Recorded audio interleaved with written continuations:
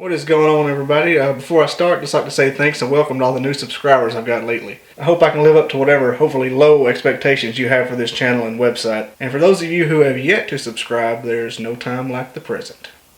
Now let's get our roll on. Our sushi roll, that is. Wow, that was a horrible joke.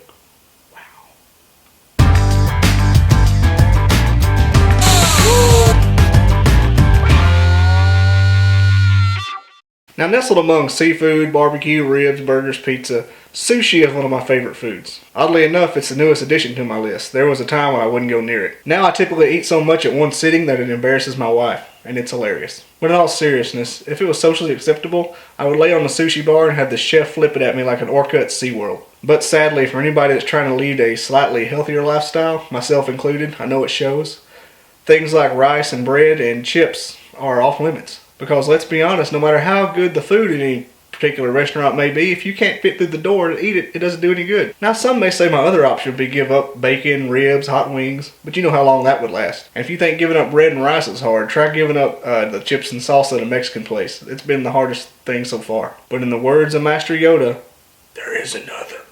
Another way to make sushi without rice, that is. And it's just as good. And before you keyboard warriors start prattling on about how sushi refers to the rice in the actual sushi roll, just know it's the best name for it, because you get the idea. Even though it doesn't have sushi rice in it, it's sushi. And this mystery alternative comes in the form of cauliflower. Yes, cauliflower.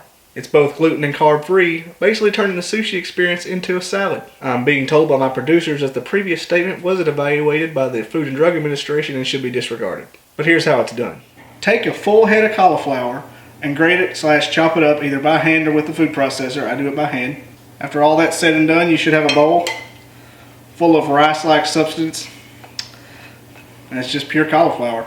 Now you'll add a couple tablespoons of olive oil into your mixture and a couple tablespoons of rice wine vinegar, and this basically just makes it sticky like regular rice. And if you're using a food processor, a mechanical one, electrical one, you just pour that in with the full heads on step one. Now grab some nori, aka sushi paper, aka seaweed paper, even though it's not made from seaweed, but that's another story. Cover it thoroughly with the rice, except for about an inch on the edge, and that's so it'll stick once you close it. I haven't really pegged down about how many rolls you get per head of cauliflower, but I think it's 3 to 4, depending on how crazy you go with the rice. Sometimes a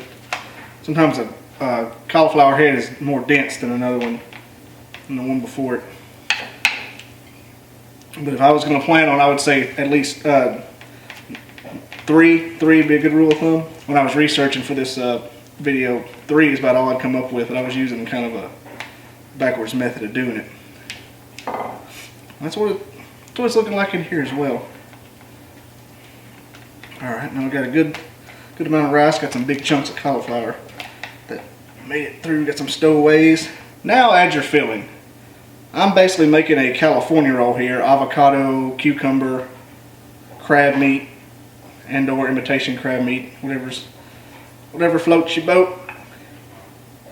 And this recipe is the one that my buddy Jimmy C uses on whatiscookingnow.com. I've got a link to it on the screen and a link to it in the description. Very simple, very good. Now in a legit sushi joint, most of the rolls I would order would have raw fish on it, but here at the Do-What headquarters, at my secret lair, I don't have to be as hazmat with cucumber and crab meat just to make a simple sushi roll. So that's why I went with the simple ingredients. Now once your filler's down, you gotta roll it up. You gotta be kind of careful.